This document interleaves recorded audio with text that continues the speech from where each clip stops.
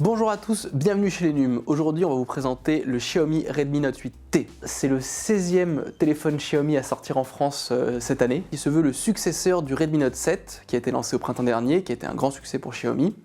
Et donc du coup on retrouve un téléphone assez polyvalent, lancé à 199 €. Le Redmi Note 8T est un téléphone sans fioriture dans la droite ligne de ce qu'on retrouve en 2019 chez de nombreux constructeurs, en particulier chez Xiaomi. Du coup on a bien cette dalle occupant plus de 83% de la face avant du téléphone, avec le module à selfie dissimulé dans une encoche en forme de goutte d'eau. On a des bordures un peu plus épaisses en bas et un peu marquées sur les côtés et au sommet du téléphone. Le téléphone est équipé d'une prise USB-C pour son alimentation et le transfert de fichiers et d'un port jack. C'est un téléphone très bien fini, entièrement recouvert de verre, de Gorilla Glass 5. Concernant les couleurs de ce modèle-ci, on retrouve ce dégradé de bleu très typique, notamment chez Xiaomi. Sinon, le téléphone est agréable à prendre en main. Il est assez facile à utiliser à une main, même si bien sûr pour toutes les dalles de plus de 6 pouces, l'utilisation à deux mains est requise pour de nombreuses actions. Au dos de l'appareil, on retrouve un module avec 4 capteurs photo et le capteur d'empreinte digitale physique. Donc, pour la photo, on a un capteur de 48 mégapixels avec un optique grand angle standard, un capteur de 8 mégapixels équipé d'une optique ultra grand angle, un capteur pour mesurer la profondeur de champ pour faire de beaux portraits, et un capteur équipé d'une optique macro pour faire la mise au point à 2 cm et pour photographier le sujet de très près. Concernant la dalle du Xiaomi Redmi Note 8T, on est face à une dalle Full HD+, de définition 2340 par 1080. C'est une dalle IPS LCD, c'est rare de trouver de l'OLED sous les 200 € de toute façon. Une dalle assez bien calibrée selon nos mesures, la température des couleurs est proche de la norme idéale et les dérives colorimétriques sont très bien maîtrisées. Pour les performances, à l'intérieur du téléphone, Xiaomi a reconduit la même configuration que l'on retrouve dans le Mi A3, à savoir un Snapdragon 665 et 4 Go de RAM. Pour les tâches du quotidien, ça se passe sans problème, l'ouverture et la fermeture des applications, le passage de l'une à l'autre se fait sans souci. Pour la partie jeu, ce n'est pas la puce la plus performante du marché, c'est sûr, mais vous pourrez jouer à quasiment tous les jeux moyennant quelques sacrifices sur les paramètres graphiques à 30 ou 35 images par seconde. Donc rien de rédhibitoire et donc le téléphone pourra tout à fait servir pour jouer.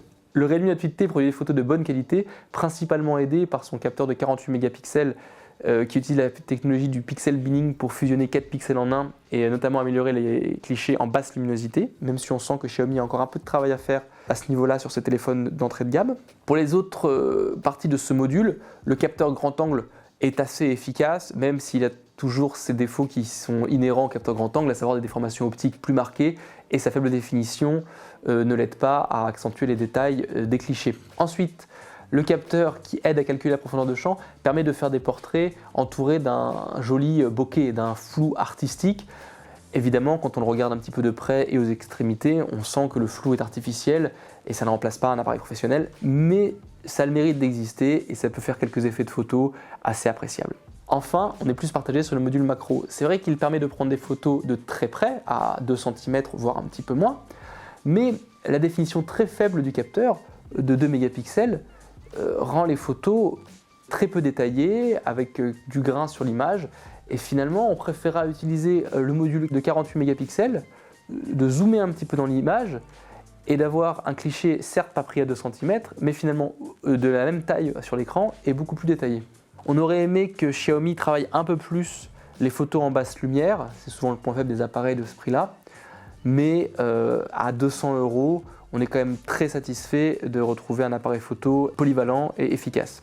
Finalement, le Redmi Note 8T n'a aucun gros défaut, si ce n'est peut-être son autonomie. En effet, à l'intérieur du téléphone, on retrouve un accumulateur de 4000 mAh, c'est une capacité que l'on retrouve fréquemment dans de nombreux téléphones à présent. Mais contrairement au Redmi Note 7 qui, avec la même batterie, avait tenu 19h41, le Redmi Note 8T n'a tenu que 14h44, près de 5 heures de moins, et on est un petit peu déçu. Cette autonomie n'est pas mauvaise en soi, mais elle n'est pas exceptionnelle non plus. Chez des téléphones à ce tarif, souvent le choix de l'autonomie est déterminant, et à seulement 14h44, on peut dire que Xiaomi a un peu raté le coche sur ce coup-là. Alors, le Xiaomi Redmi Note 8T est-il le digne successeur du Redmi Note 7 ?